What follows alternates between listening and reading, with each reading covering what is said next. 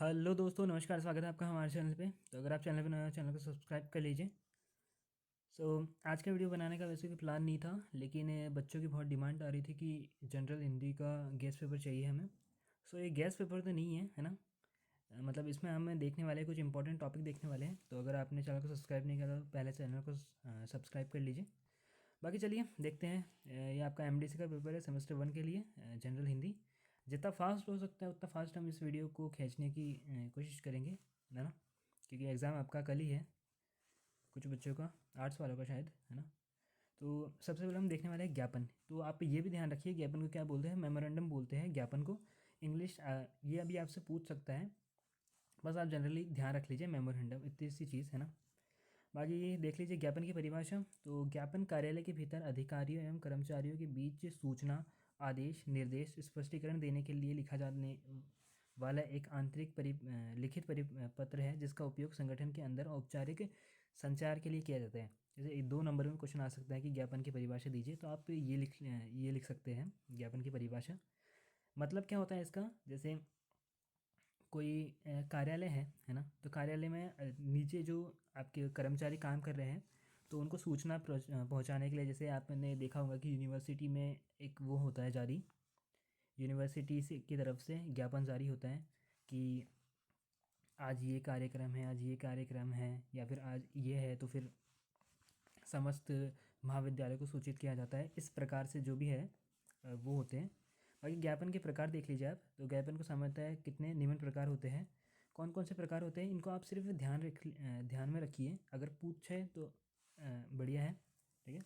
वैसे generally question कम आता है, तो लेकिन आप देख लीजिए। तो सूचनात्मक ज्ञापन है, इसमें कर्मचारी को किसी नियम, सूचना का, निर्णय की जानकारी दी जाती है। बाकी निर्देशनात्मक ज्ञापन है, जिसमें कर्मचारी को किसी कार्य करने के लिए न करने के लिए स्पष्ट निर्देश दिए जाते हैं। स्पष्टीकरण ज्ञापन है, किसी गलती, देरी या समस्या की संबंध में स्पष्टीकरण मांगने के लिए किया जाता था ना। अनुस्मारक ज्ञापन है, पहले से दिए गए आदेश या सूचना की याद दिलाने के लिए ज्ञापन दिया जाता है। ये कुछ ज्ञापन के प्रकार हैं। मतलब क्वेश्चन आपको इन्हीं में से आएगा एक क्वेश्चन। वो क्वेश्चन आपका हो सकता है सूचना का ज्ञापन हो सकता है ना। कि किसी आपको कर्मचारी का वो दे दिया, मतलब कोई टॉपिक दे दिया, तो आपको आपके नीचे जो भी कर्मचारी हैं उनको ये सूचना पहुंचानी है, ऐसे रिलेटेड टॉपिक आ सकते हैं। तो ये आपने प्रकार देख लिया है। उसके बाद में आपको पूछ सकता है, ये इंपॉर्टेंट है आपका, ठीक है, ये इंपॉर्टेंट हो जाता है। ज्ञापन और परिपत्र में अंतर देख लीजिए। उद्देश्य क्या है ये देख लीजिए। उद्देश्य आंतरिक सूचना या आदेश के लिए, परिपत्र एक ही सूचना सभी को देने के लिए। क्षेत्र क्या है, कार्यालय के भीतर। बाकी इसका क्षेत्र क्या है, कार्यालय और कई शाखाओं में। बाकी प्राप्तकर्ता सीमित व्यक्ति, मतलब जो कार्यालय में है सीमित व्यक्ति, उन्हीं के लिए। बाकी है समस्त कर्मचारी और सदस्य के लिए। और विषय क्या है, विशेष या व्यक्तिगत। और इसका विषय क्या है, सामान्य और सामूहिक। प्रकृति क्या है, अधिक औपचारिक होता है ये। और बाकी यानी अपेक्षाकृत कम औपचारिक होता है। किससे अपेक्षाकृत, ज्ञापन से अपेक्षाकृत। बाकी ये देख लीजिए, इसका स्क्रीनशॉट ले लीजिए, है ना। बाकी देखिए, इस तरीके से कुछ क्वेश्चन आता है आपको भी। इसी तरह से क्वेश्चन आएंगे कि कार्यालय की सुविधाओं में सुधार हेतु प्राचार्य को एक ज्ञापन लिखिए। ये ज्ञापन लिखा जा रहा है आपका किसके द्वारा, स्टूडेंट्स के द्वारा ज्ञापन लिखा जा रहा है, ओके। तो इसका आपको क्या करना है, देखिए ऐसा कुछ क्वेश्चन आएगा कि कार्यालय में सुविधा के लिए ज्ञापन लिखना है, या फिर एक लिखना है कि जैसे आपका पिछली बार आया था कि फ़ीस कम करने के लिए ज्ञापन लिखना है, ठीक है। फीस में हो रही वृद्धि को कम करने के लिए प्राचार्य को ज्ञापन लिखिए। तो आपको लिखना है सेवा में प्राचार्य महोदय, जो भी कॉलेज लिख दीजिए। इतना तो देखिए क्या फॉर्मेट होने वाला है, सेवा में प्राचार्य महोदय, राजकीय महाविद्यालय, जो भी अगर आपको दे रखा है तो वो लिखना है आपका कॉलेज का नाम।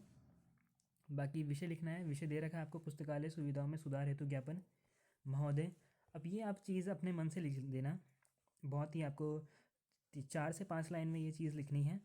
सविनय निवेदन है कि महाविद्यालय में पुस्तकालय में विद्यार्थियों की पर्याप्त सुविधा उपलब्ध नहीं हो पा रही है।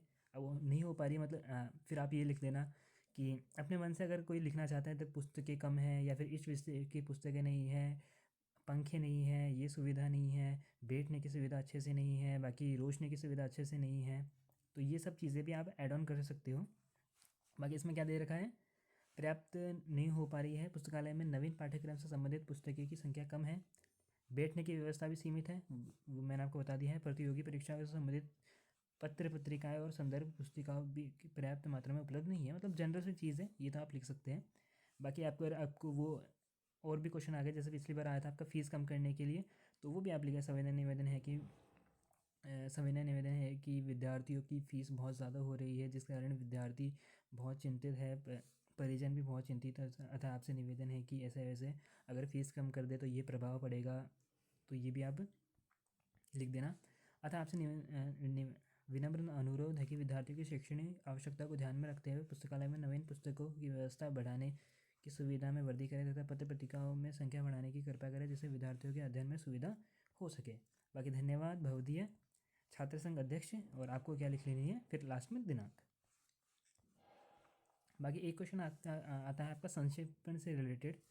तो सबसे पहले देखिए 2 नंबर में अगर पूछे तो संक्षेपण का अर्थ, संक्षेपण का अर्थ है, लिखिए देख लीजिए।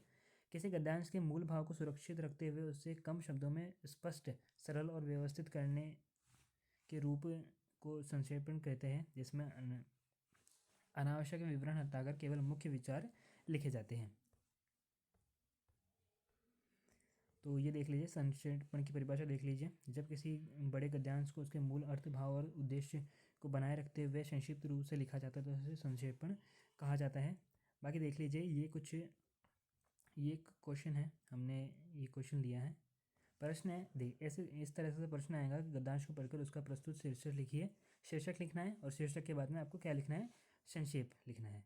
बाकी देखिए ऐसा कुछ क्वेश्चन आएगा आपका, जिसको आपको छोटे रूप में लिखना है और इसका लिखना है आपको शीर्षक। देखिए शीर्षक आपको अगर ढूंढने में दिक्कत आती है तो शीर्षक होता है आपका ऊपर की 2 लाइन और नीचे की 1 या 2 लाइन में, ठीक है। इन 2 लाइन को सिर्फ पढ़िए, बीच का जो भी मैटर है उनको मत पढ़िए। जैसे इसमें लिखा है कि प्रकृति मनुष्य के जीवन के लिए अत्यंत महत्वपूर्ण है, तो आप समझ जाइए कि प्रकृति और मनुष्य से रिलेटेड है ना। और बाकी नीचे देख लीजिए, हाँ नीचे वाली लाइन लिख लीजिए, इसलिए हमें पर्यावरण की सुरक्षा के लिए जागरूक होना चाहिए। तो इसका शीर्षक हम लिख सकते हैं एक प्रकृति की सुरक्षा, एक शीर्षक ये हो गया, ठीक है। प्रकृति का मानव जीवन में महत्व ये हो सकता है, ठीक है। सो ऐसा सब कुछ है।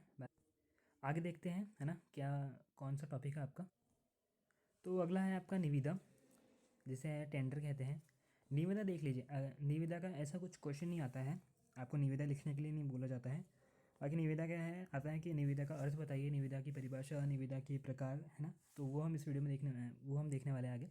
तो निविदा वह औपचारिक प्रस्ताव जिससे माध्यम, देखिए निविदा है मतलब आप निविदा से नहीं समझे होंगे, मतलब टेंडर से आप समझ सकते हो कि क्या है। टेंडर होता है मतलब जो कार्यालय होते हैं, हम इसमें देख लेते हैं क्या होने वाला है। इसके माध्यम से कोई व्यक्ति, संस्था या ठेकेदार किसी कार्य को निश्चित शर्त या मूल्य पर करने के लिए इच्छा व्यक्त करता है। सरकारी और अर्ध सरकारी संस्थाएं वस्तुओं की खरीद, निर्माण और कार्य सेवा प्रस्तुत करने के लिए निविदा को आमंत्रित करती है। मतलब ऐसा होता है कि निविदा देती है सरकार, न्यूज़पेपर में दे दिया या फिर और किसी तरीके से निविदा दे दिया कि ये कुछ काम है, अगर किसी को करना है तो इसके संबंध में आप हमें वो बता दीजिए। उसमें यह होता है कि जैसे ये देना होता है सामने वाले पर्सन को जो करना चाहता है कि मैं ये काम है, इस काम के इतने रुपए लूँगा, है ना। तो ये सारी जानकारी उन्हें उसे देना पड़ता है जो काम करना चाहता है। बाकी निविदा वह प्रक्रिया है जिसमें किसी कार्य या सामग्री की आपूर्ति के लिए इच्छुक पक्षों से लिखित प्रस्ताव आमंत्रित किए जाते हैं। वो मैंने आपको बता दिया कि लिखित में उन्हें देना पड़ता है कि ये इस काम के लिए इतने रुपए हैं, इस काम के लिए इतने रुपए लिए जाएंगे। बाकी वो सारा एकदम एक फिक्स प्रारूप में आपको देना होता है। इसमें प्रस्तुत प्रस्ताव को स्वीकार किया जाता है। अब चलिए देखिए निविदा के प्रकार देख लीजिए। निविदा एक खुली निविदा है, इसमें कोई भी इच्छुक व्यक्ति भाग ले सकता है। समाचार पत्र में वेबसाइट पर प्रकाशित की जाती है तथा अधिक प्रतिस्पर्धा होती है, इसमें कोई भी भाग ले सकता है। बाकी सीमित निविदा, केवल चयनित या पंजीकृत विक्रेताओं को आमंत्रित किया जाता है, कम समय होने पर उपयोगी होती है ये। बाकी एकल निविदा, केवल एक ही आपूर्तिकर्ता से प्रस्ताव लिया जाता है विशेष वस्तु या आपात स्थिति में। बाकी 2 लिफाफा निविदा, तकनीकी प्रस्ताव या वित्तीय प्रस्ताव, अलग अलग गुणवत्ता और मूल्य दोनों का मूल्यांकन हेतु 2 लिफाफा निविदा का उपयोग किया जाता है। आपसे ये भी पूछ सकता है कि 2 लिफाफा निविदा क्या है, ई निविदा क्या है। बाकी जनरली पूछना है कि निविदा की परिभाषा और उसके प्रकार लिखिए। बाकी ई निविदा ऑनलाइन माध्यम से आमंत्रित किया जाता है, पारदर्शिता और गति अधिक होती है। निविदा की प्रक्रिया देख लीजिए। तो निविदा की प्रक्रिया, जैसे निविदा का आमंत्रण दिया जाता है, शर्तों का निर्धारण किया जाता है, निविदा का प्रकाशन किया जाता है, निविदा प्राप्त करना होता है, निविदा खोलना होता है, मूल्यांकन करना होता है, निविदा स्वीकृति या और फिर लास्ट में होता है अनुबंध निष्पादन। ठीक है, प्रारूप देख लीजिए, वैसे पूछा नहीं जाता है। अब देख लीजिए शीर्षक है ना, संस्था का नाम वगैरह ये सिर्फ आप देख लीजिए। निविदा संख्या, दिनांक, विषय जो भी आपका विषय है, कार्य या सामग्री आपूर्ति हेतु निविदा आमंत्रण, ये सब देख लीजिए आप, है ना।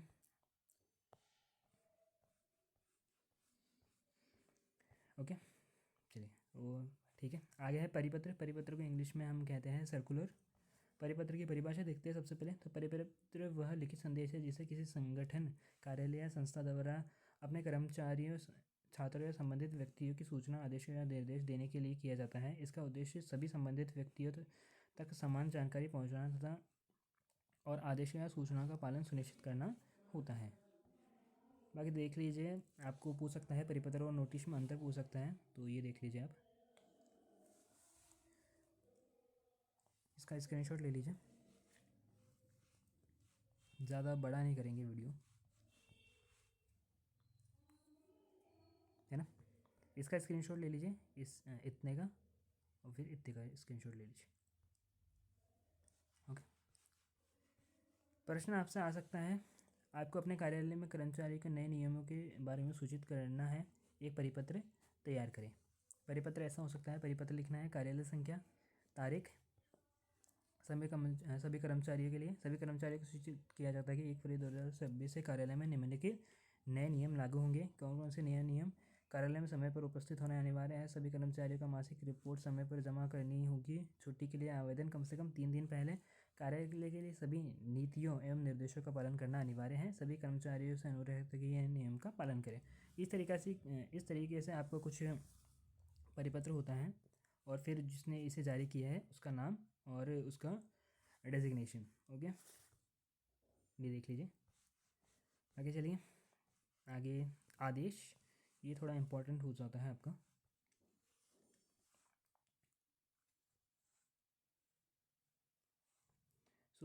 ऐसा कुछ क्वेश्चन आया था पिछली बार, किससे रिलेटेड आया था?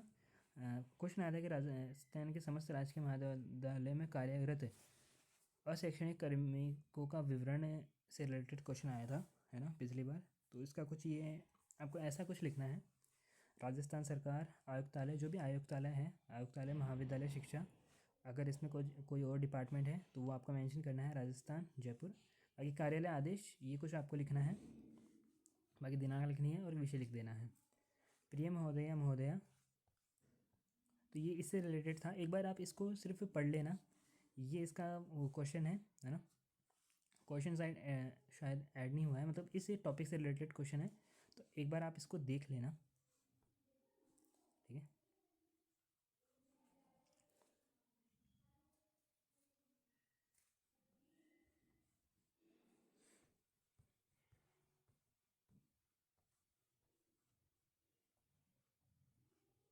ठीक है, ऐसा कुछ।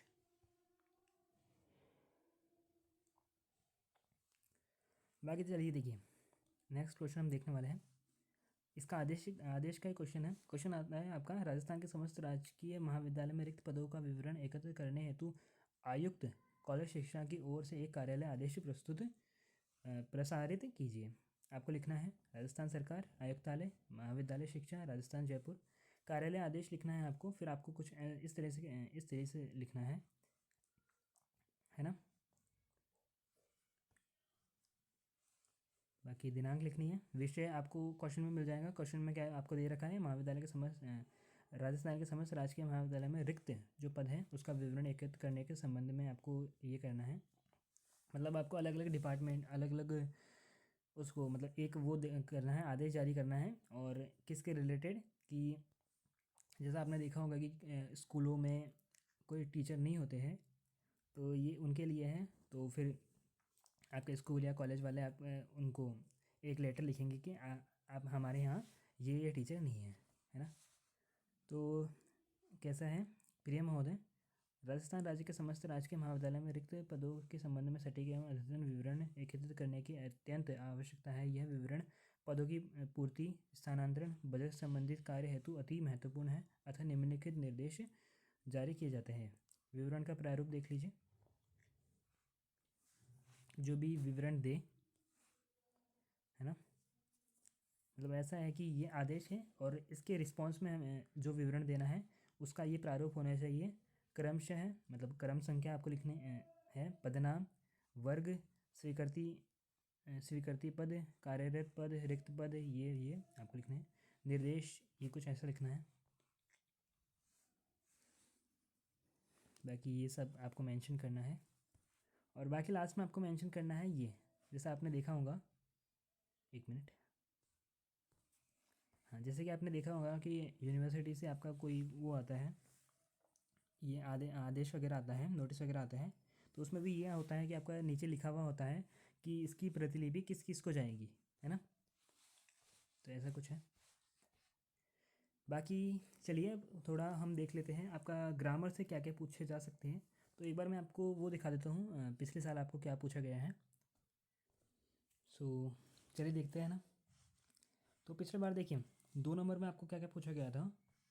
2 नंबर में पूछा गया था आपको, जैसे ये क्वेश्चन देखते हैं हम, प्रत्यय, है ना, संधि के प्रकार, साधारण, विशेषण की प्रक्रिया।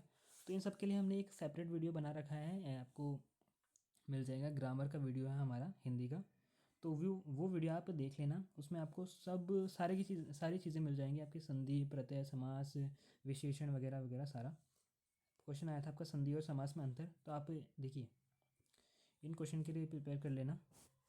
बाकी आपको ऐसे कुछ क्वेश्चन देखने को मिलेंगे। प्रत्यय करना है आपको इनमें से, विशेषण की परिभाषा बताते हुए इसका प्रकार। बाकी ये निम्नलिखित शब्दों का संधि विच्छेद करना है, मतलब संधि विच्छेद भी आपसे पूछ सकता है। उपसर्ग किसे कहते हैं, उदाहरण से बताइए। बाकी निम्न शब्दों से उपसर्ग पृथक करिए, मतलब प्रत्यय पृथक करने का भी और उपसर्ग पृथक करने का भी, ऐसा क्वेश्चन आ सकता है। बाकी आ सकता है आपको सर्वनाम से क्या अभिप्राय है, उसके प्रकार लिखिए, और समास विग्रह करना है और समास का नाम लिखना है। तो ये सारा आपको मिल जाएगा हमारे ग्रामर की वीडियो में। आगे देख लीजिए। संधि के प्रकार, शब्द के प्रकार, द्विगु समास की परिभाषा और उदाहरण आपको डीपली पढ़ना पड़ेगा। समास तो पढ़ना है और आपको जिसमें समास के प्रकार हैं उनके बारे में भी आपको पढ़ना होगा। बाकी उपसर्ग किसे कहते हैं, विसर्ग, संधि की परिभाषा, साधारण परिभाषा, सर्वनाम किसे कहते हैं, आचरण की सभ्यता, ये तो छोड़िए, ये तो आपका उसका हो गया है। बाकी देख लीजिए क्रिया विशेषण के भेद और उसके लक्षण बताते हुए साधारण लिखिए, सर्वनाम की परिभाषा देते हुए उसके विभिन्न भेद स्पष्ट कीजिए। तो ऐसे कुछ आपको क्वेश्चन पूछ सकते हैं। बाकी यही था इस वीडियो में। वीडियो को अंत तक देखने के लिए धन्यवाद। मिलता है आपसे अगले वीडियो में।